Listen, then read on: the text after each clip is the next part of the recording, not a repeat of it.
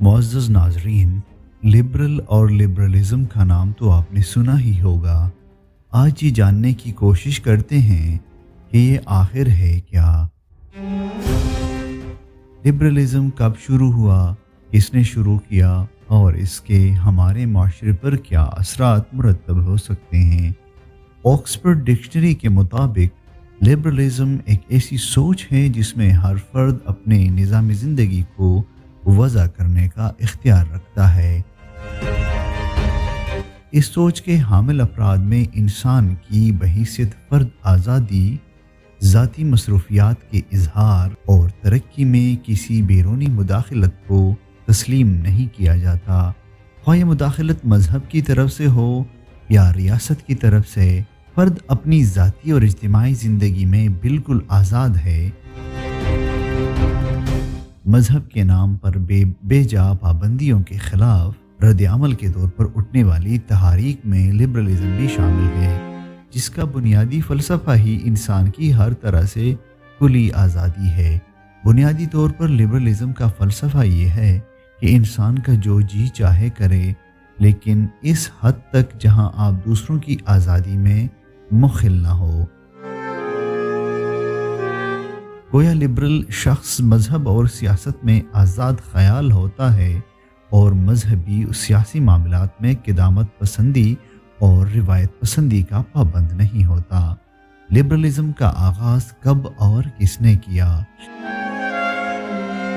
Encyclopedia Britannica के मुताबिक 14वीं सदी ईस्वी में इटली से शुरू होने वाली तहरीक अहियाए उलूम रिफॉर्मेशन के असरात यूरोप में फैलने से ये इस्तिलाह मंजर आम पर आई। इसके बाद बरतानवी फ़लसफ़ी जॉन लॉक वो पहला शख्स है जिसने लिबरलिज़म को 16वीं सदी में बाकायदा एक फ़लसफ़ा और तर्ज़ी अमल की शक्ल दे दी। अब हम ये जानने की कोशिश करते हैं कि आखिर वो क्या वजूहात थी कि जिसकी बिना पर लिबरलिज़म यूरोप में फैल गया। यूरोप में आम तौर पर 5वीं सदी ईस्वी से लेकर 11वीं सदी ईस्वी को तारीक ज़माना या डार्क एजेस कहा गया था। इस ज़माने के यूरोपी माशरे में तबकाती तकसीम, तोहम परस्ती, ज़ालिमाना सज़ाओं का रिवाज और जहालत आम थी। इसके अलावा चर्च और मज़हब की इजारादारी थी, दौलत की गैर मसावी तकसीम और इख्तियारात का नाजायज़ इस्तेमाल भी यूरोप में लिबरलिज़म फैलने के मरकज़ी वजूहात में से थी। तबकाती तकसीम यूरोप में पंजे गाड़ चुका था, तब आम लोगों को लिबरलिज़म की छतरी तले इकट्ठा करना बहुत आसान था। यूरोप में तबकाती तकसीम ने महरूमियों को जन्म दिया और अवामी महरूमियों का रद्द-ए-अमल कई सूरतों में ज़ाहिर हुआ। किसानों ने बगावतें की, इनफरादी तौर पर महरूम तबके के लोगों ने ज़मींदारों, जागीरदारों और उमरा के ख़िलाफ़ अपनी सरगर्मियाँ शुरू की। लिबरलिज़म की तहरीक के आगाज़ से कबल यूरोप का माहौल ये था कि यूरोप ने अपने जोग्राफियाई हदूद को बढ़ाने के लिए जंगों का एक वसी सिलसिला शुरू कर रखा था। जागीरदार तबके ने अपनी जागीरों में इजाफे की पेश नज़र इन जंगों पर बेहद सरमायाकारी की थी। जंगों के नताइज मुख्तलिफ आने की सूरत में जागीरदार तबका कमज़ोर जबकि ताजिर अमीर होते गए। नतीजतन माशरे का तवाज़ुन बिगड़ा और जागीरदारों के मुकाबले में ताजिर हुक्मरानों के पसंदीदा बन गए, जो इन जंगों में सरमायाकारी भी करते और पैसा उधार भी देते। लिबरलिज़म की तहरीक के आगाज़ से कबल मशरकी और मगरबी कलीसाओं के नज़रिया, अकीदा, अमल और इख्तियारात के हवाले से इख्तिलाफ रुनुमा हुआ।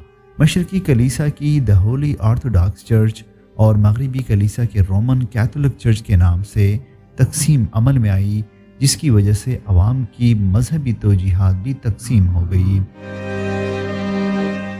मजहब के ये अलमबरदार अपने आप को खुदा का नायब करार देते हुए अपने हर हुक्म के इनकार को खुदा के हुक्म का इनकार करार देते और मुनकरीन को कत्ल करने का हुक्म सादर फरमाते।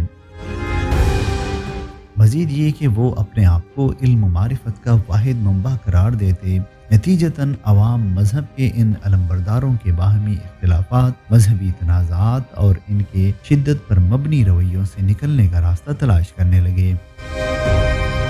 لبرلزم سے قبل مغرب میں مذہب کے علمبردار سائنس کو حرام سمجھتے تھے اور سائنسی تحقیقات کو نہ صرف رد کرتے بلکہ ایسے محققین کو سخت ظالمانہ سزاؤں یا موت کے گھاٹ اتارتے۔ مذہب کو جامد اور من مانی تعبیر پہنا کر انسانی ترقی کا دروازہ بند کر دیا گیا تھا۔ کتاب مقدس کے بعض احکامات میں انہوں نے من پسند ترامیم بھی کر ڈالی تھیں۔ یورپ میں آزاد خیالی، لبرلزم اور روشن خیالی انلائٹمنٹ کی ایک ایسی فکری تحریک اٹھی جسے مغربی فلاسفہ نے روایت پسندی اور مقلدانہ طرز فکر کے مقابل اختیار کیا۔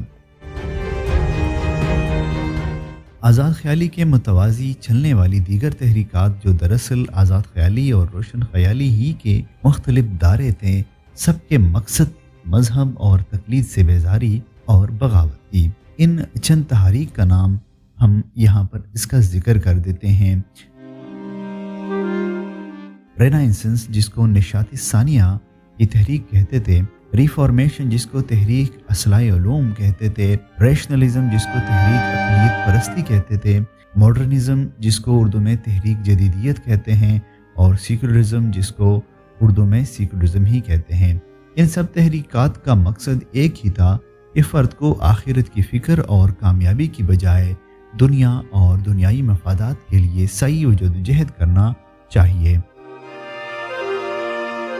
لبرلزم کی وجہ سے ترقی کے راستے ضرور کھلے، جس کی زندہ مثال یورپ کی سائنس اور ٹیکنالوجی میں ترقی ہے، لیکن آزاد خیالی نے نئے ذہنی انارکی کی شکل اختیار کر لی اور اب روشن خیالی کے یہ معنی قرار پائیں کہ انسان کو ہر قسم کی پابندی سے آزاد ہونا چاہیے، خواہ مذہب کی عائد کردہ ہو یا سماج کی۔ اس آزاد خیالی کی عملی انتہا یہ تھی کہ ہر وہ چیز جو پہلے سے ہی چلی آتی تھی، چاہے اپنے اندر صداقت و افادیت کے کتنے ہی پہلو رکھتی ہوں، اسے بہرحال رد کر دینا اور اس کے مقابلے میں کوئی انوکھی اور نئی بات کہنا ہی روشن خیالی کی سب سے بڑی دلیل تھی۔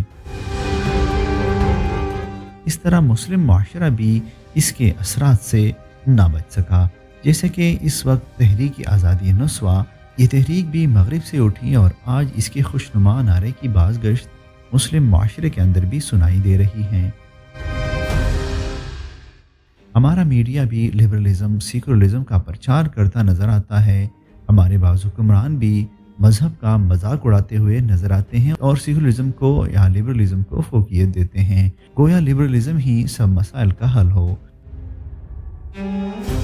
لبرلزم کے چند مثبت اثرات کو لے کر مسلم معاشرے کی کئی ہزار سال پرانی دینی اقدار کو مٹایا نہیں جا سکتا۔ لبرلزم نے جہاں معاشرے پر مثبت اثرات مرتب کیے، وہاں اس نے منفی اثرات بھی چھوڑے۔